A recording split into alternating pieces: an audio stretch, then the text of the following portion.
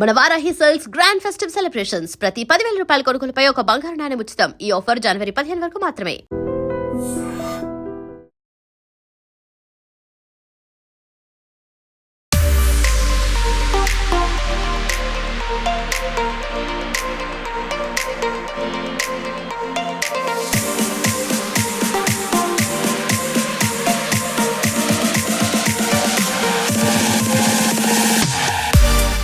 Box 9 contestant Ramu Rathod gariki please welcome ADS event tarafu nunchi please welcome fans meet ki thank you so much Ramu Rathod garu and chaala santoshanga undi Ramu Rathod garu ikkada real ga chudadam Ranu Bombaiki Ranu annadu gaani ma event matram vachesharu thank you so much and thank you so much Ramu Rathod garu thank you so much fans meetup plan చేసినందుకు thank you మీకు and మీకు కూడా like నిజంగా literally అసలు చాలా హ్యాపీగా ఉంది. నేను చెప్దాం అనుకున్నాను చాలామందికి థ్యాంక్స్ చెప్దామని నాకు సపోర్ట్ చేసిన వాళ్ళకి. సో ఈ సందర్భంగా నేను మనస్ఫూర్తిగా ప్రతి ఒక్కరికి కూడా నా పాదాభివందనం తెలుసుకుంటున్నా. ఎందుకంటే లిటరల్లీ మీరు లేకపోతే నేను ఇక్కడి వరకు వచ్చేటోని కాదు, మీరు లేకపోతే ఇక్కడ వరకు వచ్చేటోని కాదు, మా అమ్మ లేకపోతే నేను ఈ భూమి మీదకే వచ్చేటోని కాదు. సో నేను బయటికి రావాల్సి వచ్చింది లిటరలీ మా మమ్మీ కోసం. ఎందుకంటే మెయిన్ చాలామంది డౌట్ అయితే అది ఒకటే, రాము రాథోడ్ వాకౌట్ ఎందుకు చేసిండు బిగ్ బాస్ నుంచి అని చెప్పి. సో చాలామందికి డౌట్లు ఉన్నాయి, వాళ్ళు ఏదైనా స్క్రిప్ట్ చేశారా లేదంటే ఇంకేదో చాలామంది నన్ను అడిగారు. సో నేను వాళ్ళకి ఒక మాటలో సమాధానం చెప్పలేను. Because Bigg Boss is very biggest stage, అది ప్లాట్ఫాము, అది చిన్నది కాదు. సో నేను ప్రతి ఒక్కరికి కూడా నేను చెప్పుకోలేను. నేను ఎక్కడికి వెళ్ళినా కూడా ఒకటే క్వశ్చన్, రాము రాథోడ్ గారు మీరు బిగ్ బాస్ నుంచి ఎందుకు వచ్చారు? ఫస్ట్ నన్ను చూసిన తర్వాత ఒకటే క్వశ్చన్ రేజ్ అవుతుంది అందరికీ, ఎందుకు వచ్చేసారు? బాగున్నారనేది ఎవరు అడగట్లే, లిటరలీ బయటికి ఎందుకు వచ్చారంటున్నారు మెసేజ్లలో ప్రతి దగ్గర. సో నాకైతే నాకు ఆ రోజు లిటరలీ మెంటల్గా నేను ఫిక్స్ అయిపోయి, అంటే చాలామందికి ఎందుకు మాకు లేరా అమ్మ వాళ్ళు, మాకు లేదా ఫ్యామిలీ అని చాలామంది అనుకుంటుంటారు. కానీ ఒక విషయం గుర్తుపెట్టుకోవాలి, అంటే బిగ్ బాస్ హౌస్లో వాళ్ళకు కూడా ఉంది ఫ్యామిలీ, వాళ్ళు కూడా అవన్నీ ఫేస్ చేశారు అండ్ చేస్తున్నారు నాతో పాటు. బట్ నాకేంటంటే చాలా చిన్న స్థాయి నుంచి వచ్చినోని, లైక్ నేను ఎక్కడో మారుమూల ప్రాంతం నుంచి, నాకు ఏ బ్యాక్ సపోర్ట్ లేదు, నాకు ఏ సీరియల్ తెలియదు, ఏ సినిమా తెలియదు, ఏం తెలియదు. నాకు మీలాగానే ఒక కెమెరా, ఒక ఫోన్ పట్టుకోవాలా, ఫోన్లో వీడియోలు రికార్డ్ చేయాలా, అప్లోడ్ చేయాలా, ఇదొక్కటే తెలుసు. తర్వాత నన్ను నేను ఎలాగైనా తీర్చిదిద్దుకొని నన్ను నేను ప్రూవ్ చేసుకొని బయట నేనేంటి అనేది తెలిపియాలి జనాలకి అని చెప్పేసి నేను సొంతంగా సాంగ్స్ రాసుకోవడము. నాకేంటంటే ఓన్ వరల్డ్ చాలా ఇష్టం. ఫస్ట్ థింగ్, నా సొంత ప్రపంచం అనేది నాకు చాలా ఇష్టము. సో దానివల్లనే నేను రాను బొంబాయికి రాను అనే పాట క్రియేట్ చేసి మీ అందరి ఆశీస్సులు పొందిన ఈరోజు రాను బొంబాయికి రాను near by 1 billion is industry hit. నా పొటెన్షియల్ బిగ్ బాస్ హౌస్లో చాలామంది చూశారు, నా ఎఫర్ట్స్, నా పొటెన్షియల్ ప్రతి ఒక్కటి చాలా పర్ఫెక్ట్ ఉండేది. నేను ఆడిన గేమ్స్ కావచ్చు ప్రతిదీ చాలా బాగున్నాయి అండ్ నాకు అక్కడ సపోర్ట్ కూడా పర్లేదు, బాగుంది. నేను ఎవరిని కూడా బ్లేమ్ చేయదలుచుకోలేదు. బికాజ్ అందరూ నాతో చాలా బాగుండేది అండ్ నేను కూడా అందరితో బాగున్నా. ఎవ్వరు కూడా నా దగ్గర కొంచెం ఏదన్నా నెగిటివ్గా మాట్లాడాలి అంటే కొంచెం ఆలోచిస్తారు. ఎందుకంటే నేను ఎవరితో కూడా ఫేక్గా లేను, చాలా జెన్యున్గా ఉన్నా. అండ్ నాకేంటంటే లిటరలీ ఎట్లుంటుంది, తెలంగాణలో ఊర్లకెళ్ళి వచ్చినాను. లిటరలీ నేను ఈరోజు ఈ షూట్ వేసుకున్నా, గాగల్స్ పెట్టుకొని వచ్చిన, ఇదంతా కాదు మ్యాటర్. ఏంటంటే ఇదంతా షో అప్ అంతే. ఓపెన్గా మాట్లాడుకోవాలంటే ఇట్లా ఉంటేనే జనాలు లైక్ చేస్తున్నారు బయట. వాస్తవమా కాదనేది మీకు తెలుసు. నేను ఏది ఉన్నా సరే, నేను ఏ రేంజ్కి వెళ్ళినా సరే, ఎన్ని నగలు తీసుకున్నా, ఎన్ని డబ్బులు తీసుకున్నా, ఏది తీసుకున్నా మనిషి అనేది మాత్రం నేను గుర్తుపెట్టుకుంటా. అదే రీజన్ తోటి నేను కూడా ఒక మనిషినే. మా అమ్మ కోసం నేను బయటికి వచ్చేసాను. నాకు మా అమ్మ అంటే చాలా ఇష్టము. మా అమ్మకి నేను వచ్చే ముందు షుగర్ అటాక్ అయింది. నేను బిగ్ బాస్కి వెళ్ళే ముందు షుగర్ అటాక్ అయింది. సో అమ్మకి లిటరలీ ఆరోగ్యం బాగాలేకుండే. సో నాకు రోజు ఒకటే మైండ్లో అదే తిరుగుతుండే. ఒక 2-3 వారాల తర్వాత లిటరలీ మా ఫ్యామిలీ మర్చిపోయినా నేను. అంటే కళ్ళలో కూడా లైక్ వాళ్ళ ఫేసెస్ అవన్నీ ఏవి కనిపించట్లే. నేను అసలు షాక్ అయిపోయినా. నేను ఇంత చేస్తుంది మా పేరెంట్స్ కోసం కదా, నా ఫ్యామిలీ కోసం కదా, నాకు వాళ్ళు అసలు ఏంటి గుర్తుకు రావట్లేదు. అంటే అక్కడ అంత ఎడిక్ట్ అయిపోయినాం మేము బిగ్ బాస్ హౌస్లో. 24/7 బిగ్ బాస్ 24/7 బిగ్ బాస్ గురించే ఆలోచించాలి. అక్కడ ఒక్క సెకండ్ అలా ట్రాక్ తప్పినా కూడా మేము టాస్క్లు ఆడలేము, అసలు ఏం చేయలేము అక్కడ. సో చాలా గట్స్ కావాలి, చాలా ఎఫర్ట్స్ పెట్టగలగాలి, చాలా పేషెన్స్ కావాలి. Bigg Boss is not a joke. కానీ నిజంగా నాకు మీరు చేసిన ఆ ఎఫర్ట్స్ మీరు నిజంగా ఎంతమందికి షేర్ చేసి ఉంటారో, రామురాతుడికి ఓట్ చేయండి, రామురాతుడు ఎలిమినేషన్ దగ్గరలో ఉన్నాడని చెప్పి మీరు ఎంతమంది నాకు సపోర్ట్ చేసి ఉంటారో నేను ఊహించగలుగుతా. బట్ నాకేంటంటే ఒకటి, ఒకవేళ నామినేషన్ ప్లేస్లో మా అమ్మ బిగ్ బాస్ ఉంటే డెఫినెట్గా నేను బిగ్ బాస్ని నామినేట్ చేస్తాను. మా అమ్మని చేయలేము. ఎందుకంటే నేను మా అమ్మ నాకు జన్మనిచ్చింది. అండ్ ఏంటంటే నిజంగా లిటరలీ బ్రో, మా అమ్మకి ఆరోగ్యం బాగాలేదు. నేను అదే ఆలోచిస్తూ నిద్ర లేకపోయేది. ఏం చేస్తుందో, నా గురించి ఎంత ఆలోచిస్తుందో, అసలు ఏంటో. అదే ఆ మూలంగానే నా సాంగ్ కూడా పాడిన. తిన్నా తీరం పడతలే, కూసున్నా తీరం పడతలే అనే సాంగ్ లిటరలీ నాకు సార్, మీరు బాగా గమనించినట్లయితే సార్ క్వశ్చన్ అడిగినప్పుడు నేనేం మాట్లాడకపోయేది, అసలు ఏం సమాధానం చెప్పకపోయేది. ఎందుకంటే నాకు మాటలు రావు, లిటరలీ భయం నాకు. నా భావం ఎట్లా వ్యక్తం చేసుకోవాలి సార్కి, నేను ఎట్లా చెప్పాలి నా బాధ. సో ఆ విషయంలో నేను సార్కి చెప్పా, తిన్నా తీరం పడుతలే, కూసున్నా తీరం పడుతలే, ఏడున్నా తీరం పడుతలే, ఎవలున్నా తీరం పడుతలే, బాధ అవుతుందే నీ ఆదిలో మనసంతా, మస్తు బరువైతుందే అమ్మ యాదిలో మనసంతా. సో బ్రో ఒకటే చెప్తున్నా, మన పేరెంట్స్ కంటే ఎక్కువ ఏది కాదు. రేపటి నాడు మనము చనిపోయిన తర్వాత మనల్ని మన దగ్గరకి వచ్చి మన పాడ మోసేది మన ఫ్యామిలీ, మన కథ, మనల్ని పుట్టించిన వాళ్ళు. మనం ఎంత ప్రొఫెషనల్, ఎంత బిజీగా ఉన్నా, ఎంత ఇది ఉన్నా కూడా end of the day family important అని చెప్పేసి నేను నమ్ముతా. సో నాకైతే అక్కడ నేను వచ్చేసిన మెయిన్ రీజన్ అయితే అదే. చాలామంది అనుకుంటున్నారు ఆయన ఎందుకు వచ్చేసిండు అని చెప్పేసి అక్కడ ఏదో అట్లా జరిగింది అనుకుంటున్నా చాలామంది డౌట్ అది. కానీ ఆ డౌట్ అయితే నేను ఈరోజు క్లియర్ చేస్తున్నా. అక్కడ ఎలాంటి స్క్రిప్ట్ లేదు, ఎలాంటి ఎవరి ప్రభావం అయితే నా మీద ఎవరిది అయితే ఏం లేదు. నా ఓన్గా నేనే బయటకు వచ్చిన.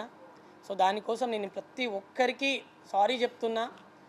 బికాస్ మీరు చాలా చాలా చాలా చాలా చాలా సపోర్ట్ చేశారు. సో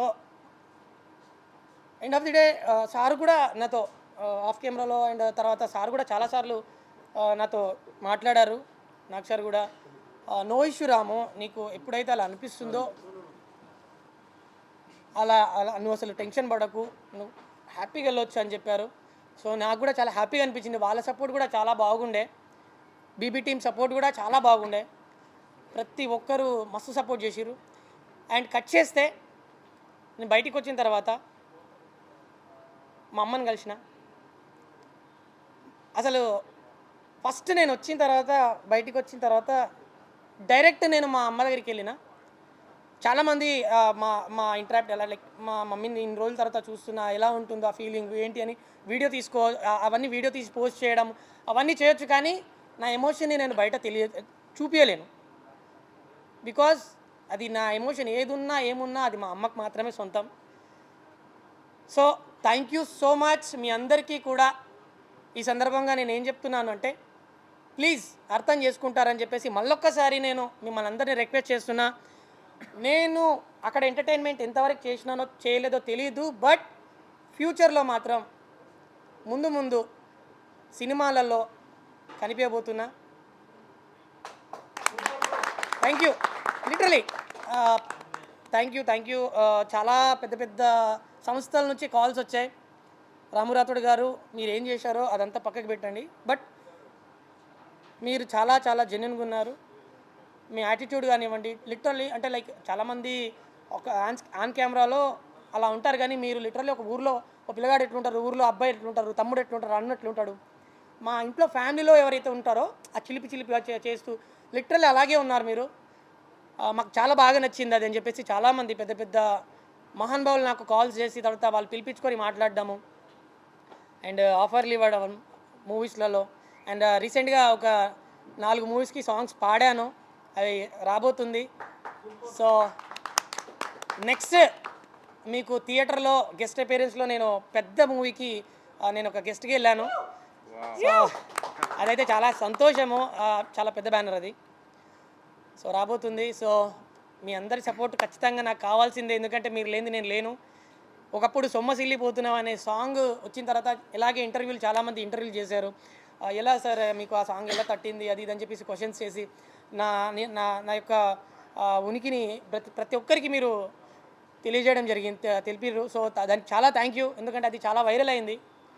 సో దాని తర్వాత రాము రాథోడ్ ఎవరో బయటికి వచ్చిన దాని తర్వాత ఫోక్ ట్రెండింగ్ నడుస్తుంది కంప్లీట్గా, ఫోక్ ఫ్లో నడుస్తుంది. ఆ టైంలో బ్రదర్ అనొద్దు, ఇంకా లైక్ మా మా మా అమ్మకి పెద్ద కొడుకిన వల్లి గారు రాను బొంబాయికి రాను సాంగ్ నేను ఒక 4 సాంగ్స్ వినిపించినప్పుడు మా సాంగ్ ప్రొడ్యూసరు రాను బొంబాయికి రాను సాంగ్ విని లిటరలీ బ్రో ఇది సాంగ్, ఇది చేస్తున్నాం మనం, ఇది ఆయన హోప్ ఇచ్చిండు, 100 మిలియన్లు కొడతామని చెప్పిండు ఫస్ట్. ఆ సాంగ్ నేను నార్మల్గా పాడి వినిపిస్తే నేను చెప్పడం కంటే ఆయన చెప్పడం బెటర్ కదా, అసలు ఏం జరిగిందో.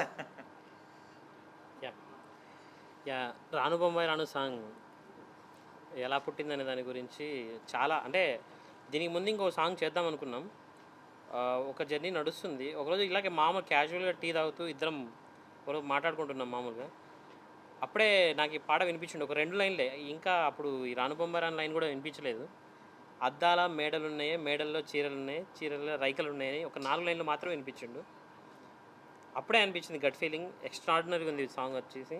ఖచ్చితంగా ఒక మంచి హిట్ అయితే కొట్టబోతున్నాం అని అనుకున్నాం.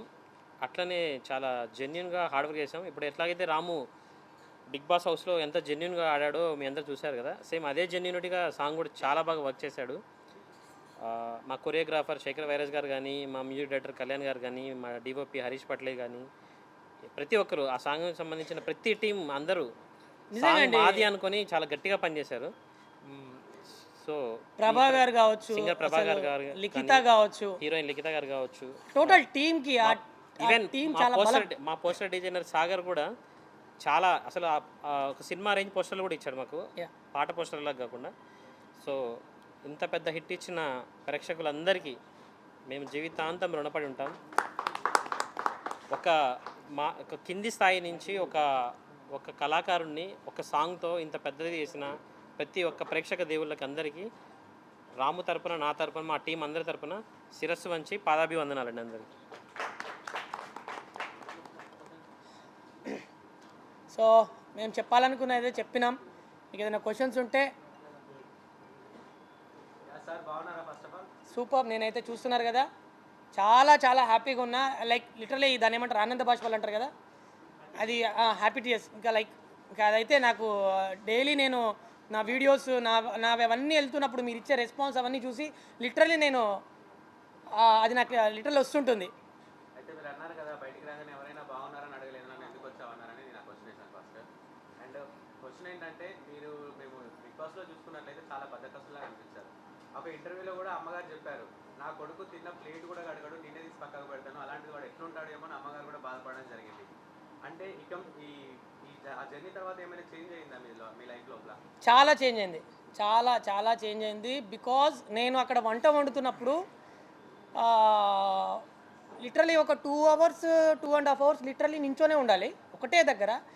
అంటే ఒక ఆడపిల్ల ప్రతి ఇంట్లో ఆడపిల్ల ఎంత కష్టపడుతుందో డైలీ మార్నింగ్ లేచి నేను అక్కడ ఆ ఎక్స్పీరియన్స్ అవుతుంటే అసలు మా అమ్మ నిజంగా మమ్మల్ని ఇంత కష్టపడి పెంచిందా, మా అక్క నన్ను ఇంత కష్టపడి చూసుకుందా, మా చెల్లి ఇంత కష్టపడి చూసుకుందా, ప్రతి ఒక్కరి ఇంట్లో అమ్మాయిలు ఇంత కష్టపడుతున్నారా అని చెప్పి నాకు అక్కడ ఎక్స్పీరియన్స్ ఉంది బ్రో. లిటరలీ బ్రో నించొని జస్ట్ ఇలా కుక్ చేస్తుంటే ఈ బ్యాక్ పెయిన్ టోటల్గా మనకే ఇట్లుంటే అసలు అమ్మాయిలు ఎలా, అసలు వాళ్ళు ఎలా చేయగలుగుతున్నారు, మా అమ్మ ఎలా లిటరలీ నన్ను బయటికి రప్పించింది ఆ పెయిన్. ఆ పెయిన్ నేను బయటికి రప్పించింది. ఎప్పుడు మా అమ్మని చూడాలా, ఎప్పుడు మా అమ్మని చూడాలా. నెక్స్ట్ క్వశ్చన్ నేను కూడా విలేజ్ నుంచి వచ్చిన అబ్బాయిని అండి. యా ఏంటంటే మనం ఎక్కడైనా ఏదైనా చిన్న గొడవ జరుగుతుందంటే మనకు క్యూరియాసిటీ ఉంటుంది, ఏం జరుగుతుంది చూడాలి చూడాలి తెలుసుకోవాలని చెప్పేసి. మీరు కూడా ఎక్కడైనా ఎవరైనా కన్వర్సేషన్ జరిగితే మధ్యలో వెళ్ళి ఏది వెళ్ళినట్టుగా అలా వెళ్ళి చిన్న చిన్నగా కుందేలు కనుక గంతులు వేసినట్టు వెళ్ళి నిలబడ్డారు. చాలాసార్లు నాగార్జున గారు చాలా నవ్వినారు కూడా దాని మీద. అంటే మనం నిజంగా బయట అదే అంటారా?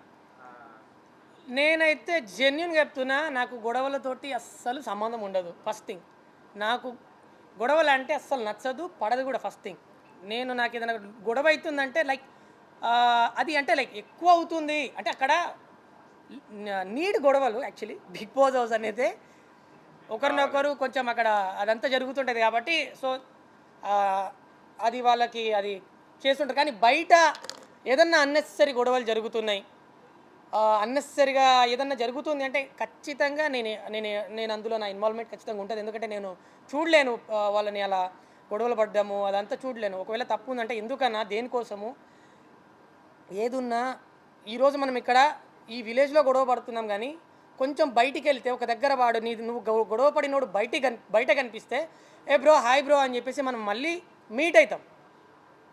అంటే విలేజ్లో గొడవ పడతాం బద్ధ శత్రులమైనా కానీ బయట ఎక్కడో వేరే లైక్ వేరే స్టేట్స్లో కంట్రీలలో కానీ వాడే కనిపిస్తే తప్పదు, మనం వాడితో మాట్లాడాలి ఫ్యూచర్లో. సో నాకేంటి అంటే నేను ఎండ్ ఆఫ్ ది డే ఒకటే ఆలోచిస్తా, నాకు గొడవలు అసలు పడదు, నేను ఏదున్నా సర్దుకుపోతా. అండ్ నాకు చాలా అడ్జస్ట్ మనస్తత్వం నాది. అండ్ నేను బుద్ధుడిని అయితే ఖచ్చితంగా నేను 100కి 100% ఫాలో అవుతుంటా. ఎందుకంటే నాగ్ సార్ చాలాసార్లు నేను ఇన్స్పైర్ అయినా నాగ్ సార్ని చూసి. చాలా పాజిటివ్ ఉంటాడు. ఒకసారి సండే ఎపిసోడ్లో వచ్చినప్పుడు సార్ ఒక కథ చెప్పిండు బుద్ధుని గురించి.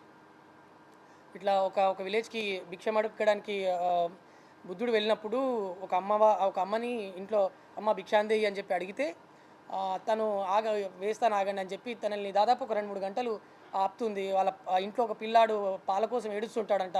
సో అదంతా జరుగుతున్నప్పుడు ఆమెకి చిరాకు వచ్చి ఎందుకు ఆగట్లేదు, ఏంటి నువ్వు ఆఫ్టర్ ఆల్ ఒక ఇది కదా, ఎందుకు అట్లా ఇది అని చెప్పేసి చాలా సందర్భంలో ఆయనని తిడుతుందన్నమాట. తిట్టినప్పుడు ఆయన నవ్వుతూ ఆమె తిట్లనన్నీ రిసీవ్ చేసుకుంటూ వింటూ ఉంటాడు. కట్ చేస్తే ఈవిడ last end of the day ఆయన నవ్వుకుంటూ వెళ్తున్నప్పుడు అడుగుతుంది ఒక క్వశ్చన్, ఎందుకు మీరు ఇంత తిడుతున్నా కూడా రియాక్ట్ అవ్వట్లేదు, ఏంటి అసలు మీరు మనిషేనా అది ఇది అన్నట్టుగా మీరు ఇక్కడే ఉన్నారు కదా అని చెప్పి అడిగినప్పుడు ఆయన ఒకటే సమాధానం చెప్తాడు, మీరు తిట్టిన తిట్లన్నీ నేను రిసీవ్ చేసుకోలేదు, నా చెవుల వరకు రాలేదు. ఎందుకంటే మీరు ఏవి తిట్టినా ఏం చేసినా ఎండ్ ఆఫ్ ది డే నాకు భిక్షాటన నేను చేసినప్పుడు నాకు భిక్షం అయితే దొరికింది, నువ్వు తిట్టారో ఏం చేసి అమ్మ కూడా తిడుతుంది. సో ఆ విధంగా నేను ఎక్కువ గొడవలు ఎంకరేజ్ చేయను. నాకు అసలు గొడవలు అంటే నిజంగా లిటరలీ నాకు నచ్చదు. సో నేను అక్కడ అది నేర్చుకున్న బిగ్ బాస్ హౌస్లో. అన్నెసెసరీ గొడవలు నాకు నచ్చదు. సో అన్నెసెసరీగా గొడవలు ఎక్కడ పెట్టుకోలేదు. ఏదండి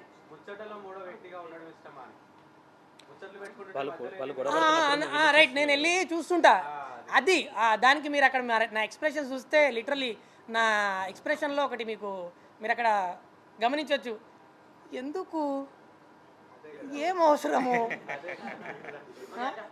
నా ఎక్స్ప్రెషన్. నేను అక్కడ లిటరలీ ఇప్పుడు వాళ్ళు ఇక్కడ ఇద్దరు ఎవరో గొడవ పడుతున్నారు, నేను ఎందుకు, ఇక్కడ అవసరం లేదు కదా గొడవ, దేనికోసం గొడవ పడుతున్నట్టు ఇప్పుడు మీరు. యా యా అవును, హట్ అయ్యారు లిటరల్లీ. అంటే లైక్ నాకేంటంటే నా అనుకున్న వాళ్ళు లైక్ నా మైండ్ సెట్కి దగ్గరలో ఉన్న వాళ్ళు ఆయన కొంచెం జెన్యున్గా ఉన్నాడు బీబీ హౌస్లో. సో నాకేమనిపించింది అంటే నాకు చాలా సపోర్టెడ్గా ఉండే బిగ్ బాస్ హౌస్లో. సో తను అలా ఉండకుండా జనాల దృష్టిలో తను ఒక బెస్ట్ పర్సన్గానే బయటికి వెళ్ళాలి, బెస్ట్ పర్సన్గానే రావాలి. సో తన రూట్ చేంజ్ చేయాలి ఎలాగని చెప్పేసి నేను చెప్పా. ఒక 4-5 సార్లు చాలాసార్లు చెప్పా, అయినా వినలేదు తను. చాలాసార్లు చెప్పిన సందర్భాలు ఉన్నాయి. బ్రో మీరు ఇక్కడ ఈ కెప్టెన్ అయినప్పుడు మీరు ఇది వినలేదు, ఈ మ్యాటర్ నేను చాలాసార్లు చెప్పిన, అయినా కూడా మీరు పట్టించుకోలేదు, ఎందుకు అలా చేస్తున్నారు, అది కరెక్ట్ కాదని చెప్పేసి నేను 4-5 సార్లు చెప్పా. సో తను దాన్ని నెగ్లెక్ట్ చేసిండు. సో దాని తర్వాత నాకు అది కరెక్ట్ అనిపించలే. సో ఈ పాయింట్ మీద నేను ఖచ్చితంగా నిన్ను నామినేట్ చేయొచ్చు, చెప్పలేమని చెప్పించి కూడా చాలా సందర్భాల్లో చెప్పిన. తర్వాత నీ ఇష్టం బ్రో అని చెప్పిండు. సో దాని వైజ్గానే నేను నామినేట్ చేస్తున్నా అని చెప్పి నామినేట్ చేసిన. దాన్ని చాలా బాధపడ్డాడు. సో నేను కూడా దాని తర్వాత చాలా బాధపడ్డా. సో లిటరల్లీ నేను తనుజక్కకి రిక్వెస్ట్ చేశా, అక్క ఇది పరిస్థితి, నేను తనని సేవ్ చేయాలనుకుంటున్నా, నేనే నామినేట్ చేసిన, కానీ నా వల్ల తను చాలా సఫర్ అవుతున్నాడు, చాలా బాధపడుతున్నాడు, ఎందుకంటే బయట ఓటింగ్ లేదని చెప్పేసి నాతో బాధపడుతున్నాడు. సో ప్లీజ్ చూడండి అది ఇది అని చెప్పేసి నేను రిక్వెస్ట్ చేస్తే కట్ చేస్తే లిటరలీ నేను అనుకున్నది ఒకటి, తను సేవ్ అవుతాడు ఖచ్చితంగా అని, అదే జరిగింది. సో నేను అప్పుడు చాలా హ్యాపీగా ఫీల్ అయినా. యా చాలాసార్లు కలిసాం. లైక్ ఇలాంటి పబ్కి ఒకసారి వెళ్ళాం. యా నలుగురం. హాయ్ అండి. యా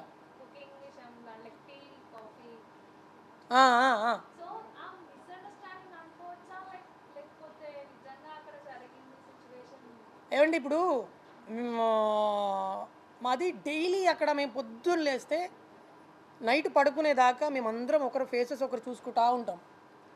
ఇప్పుడు మీరైనా కూడా ఇప్పుడు ఇంతమంది ఇక్కడ ఉన్నారు కదా, మీరందరూ ఒకటే ఇక్కడే ఓ 50 రోజులు ఉండండి, 50 రోజులు ఉండండి, ఒకరు ఫేసెస్ ఒకరు చూసుకుంటూ ఉంటారా? లిటరల్ ఇప్పుడు మీరిద్దరు ఇక్కడ ఉన్నారు, మీరు ఒక 50 రోజులు ఇక్కడే ఉండి మీరు ఒకరినొకరు మాట్లాడుకోండి, మీ ఇద్దరు ఫ్రెండ్స్ ఉంటారు ఫస్ట్. బిగ్ బాస్ రాము రాథోడ్ అని చెప్తున్నారు. ఓకే, మీరు ఎలా ఫీల్ అవుతున్నారు? చాలా హ్యాపీగా ఫీల్ అవుతున్నాను. బికాజ్ ఎవరికైనా సరే బిగ్ బాస్ అవకాశం అనేది అంత ఈజీగా రాదు. బిగ్ బాస్ తర్వాత లిటరలీ నేను ప్రతి ఒక్క ఇంటికి నేను ఒక కొడుకు లెక్క, ఒక తమ్ముడు లెక్క, ఒక అన్న లెక్క అందరు నన్ను ఓన్ చేసుకున్నారు. సో దానికైతే నేను చాలా చాలా చాలా చాలా హ్యాపీగా ఉన్నా. And one of the reason నేను బిగ్ బాస్కి వెళ్ళడానికి మా బ్రదర్, మా అన్న, మా బిగ్ బ్రదర్ వెళ్ళాలి చారి గారు, నన్ను చారి గారు అంటారు, నేను ఆయన రావు గారు అంటాను. నేను చారి గారిని, ఆయన రావు గారు. సో చారి గారు మీరు ఖచ్చితంగా బిగ్ బాస్కి వెళ్ళాలి, బికాజ్ బిగ్ బాస్ అవకాశం అనేది చాలా పెద్ద గిఫ్ట్ అది. సో మీరు ఖచ్చితంగా వెళ్ళాలని చెప్పేసి తను బలవంతంగా ఓకే రావు గారు ఖచ్చితంగా మీకోసం ఖచ్చితంగా వెళ్తా. అండ్ మా అమ్మకి లిటరలీ బిగ్ బాస్ అంటే చాలా ఇష్టం. సీజన్ 7 చూసేది మా అమ్మ. నాకు బిగ్ బాస్ అంటే ఏంటో కూడా తెలియదు, ఐ స్వేర్ బిగ్ బాస్ అంటే ఏంటో కూడా తెలియదు. మా అమ్మ బిగ్ బాస్ బిగ్ బాస్ వస్తుందిరా, బిగ్ బాస్ వస్తుంది పెట్టరా అని చెప్పి మా ఇంట్లో బిగ్ బాస్ పెట్టుకొని చూసేది. సీజన్ 7 చూస్తున్నప్పుడు నేను ఏందప్ప మా అమ్మ ఇంత ఇంట్రెస్ట్గా చూస్తుంది, అసలు ఏముంటుంది దీనిలో. అండ్ ప్రతి ఒక్కరు కంటెస్టెంట్ పేర్లు చెప్పేది నాకు. ఈరోజు ఆ అబ్బాయి అట్లా చేసిండు, ఆమె అట్లా అరిచింది, ఆమె ఇట్లా అన్నాడు, ఇది చెప్తుంటే అరే ఇంతేముంది ఇందులో అసలు అని చెప్పేసి నేను కొంచెం నేను కూడా సీజన్ చూడడం స్టార్ట్ చేసిన. ఒక 2, 3, 4, 5 ఎపిసోడ్లు చూసినా. ఇంకా తర్వాత మళ్ళీ నేను నా సాంగ్స్ బిజీ షెడ్యూల్లో కంటిన్యూగా ఇంకా నేను డైలీ నా షూట్లు అదే పనిలో ఉన్నా. ఇంకా నాకు నిజంగా మీరు గమనించినట్లయితే బిగ్ బాస్ హౌస్ అనేది నేను బిగ్ బాస్ హౌస్లో అడుగుపెట్టిన తర్వాత నాకు 2 వారాల తర్వాత అర్థమైంది బిగ్ బాస్ అంటే ఏంది. అప్పటి వరకు అసలు నాకు స్ట్రాటజీ ఏంటో కూడా తెలియదు. స్ట్రాటజీ అంటే ఏంది అది కూడా తెలియదు నాకు. దానికి సాక్ష్యం నేనే. అంటే బిగ్ బాస్ వెళ్ళక ముందు రోజు కూడా 2 days బిఫోర్ కూడా దుబాయ్లో గామా అవార్డ్స్ వచ్చింటే తీసుకోవడానికి వెళ్ళిండు. ఒక్క ఎపిసోడ్ 2 episodes అన్నా చూడమని నేను రోజు ఫోన్లో మా కన్వర్జేషన్లో రోజు మాట్లాడుకుంటున్నాం, కానీ ఒక్క ఎపిసోడ్ కూడా చూడలేదు. అసలు బిగ్ బాస్ హౌస్ కాన్సెప్ట్ కానీ బిగ్ బాస్ హౌస్ థీమ్ కానీ ఏమీ తెలియదు. అక్కడ అందరు ప్రిపేర్ అయ్యి వచ్చినారు, కానీ రాము ఒక్కడే అసలు బిగ్ బాస్ అంటే ఏంటో తెలియకుండా బిగ్ బాస్ హౌస్కి వెళ్ళింది రాము ఒక్కడే. సో ఎందుకు అలా అనుకున్నానంటే నా ప్రయాణం అనేది జెన్యున్గా ఉండాలి, నేను ఫేక్గా ఉండొద్దు. ఇప్పుడు ఒకవేళ నేను ఏదైనా తెలుసుకొని ముందరికి వెళ్ళినా అనుకోండి, జాగ్రత్త పడుతుంటా. ఇక్కడ ఇట్లా చేయాలి, ఇక్కడ ఇట్లా మాట్లాడాలి, ఇక్కడ ఇట్లా. నేను నామినేషన్ కూడా ఎంత సిల్లీగా నామినేషన్లు చేసేది, నాకు అసలు ఏం తెలియకపోయేది. నేను జెన్యున్గా ఒప్పుకుంటా లిటరలీ బ్రో. ఎందుకు అంటే మనకి లైక్ నాకు నిజంగా ఫేక్ ఉండడం అస్సలు ఇష్టం ఉండదు, నాకు నచ్చదు. ఫస్ట్ థింగ్, నేను ఏదున్నా జెన్యున్గానే ఉండాలి. నా మాట కూడా ప్రతిదీ నేను దొర్లినా సరే, నేను మాట్లాడిన ఏదైనా మాట అయినా సరే ఫేక్గా ఉండొద్దు. ఇక్కడ ఏదనిపిస్తే అక్కడ ఏది రావాలనేదే నా కాన్సెప్ట్. నా గురువులు నాకు అది నేర్పించారు, మా అమ్మ నాన్న నాకు అది నేర్పించారు. బికాజ్ మీరు మా అమ్మ నాన్న ఇంటర్వ్యూలో చూసినట్టయితే మా అమ్మ వాళ్ళు ఏం మాట్లాడినా ఊర్లో ఇప్పుడు లైక్ ఎట్లా మాట్లాడతారు, మీరు ఒకవేళ చూడని వాళ్ళు ఉంటే మా అమ్మ నాన్న చూడండి, అంత జెన్యున్గా ఉంటారు. సో నేను కూడా అలాగే ఉండాలనుకున్నా. బికాజ్ నేను చాలా కింది స్థాయి నుంచి వచ్చినోడిని, నాకు నటించడం అసలు రాదు. నాకు ఏది వచ్చినా సరే, నాకు 4 పైసలు వచ్చినా సరే, ఏదొచ్చినా సరే నాకు ఇది జెన్యున్గా రావాలి. బెస్ట్ కంటెస్టెంట్ ఎవరండి దాంట్లో? మీ బెస్ట్ కంటెస్టెంట్ ఎవరంటే మీ ఫేవరెట్ కంటెస్టెంట్ ఎవరు బిగ్ బాస్ హౌస్? నేనే.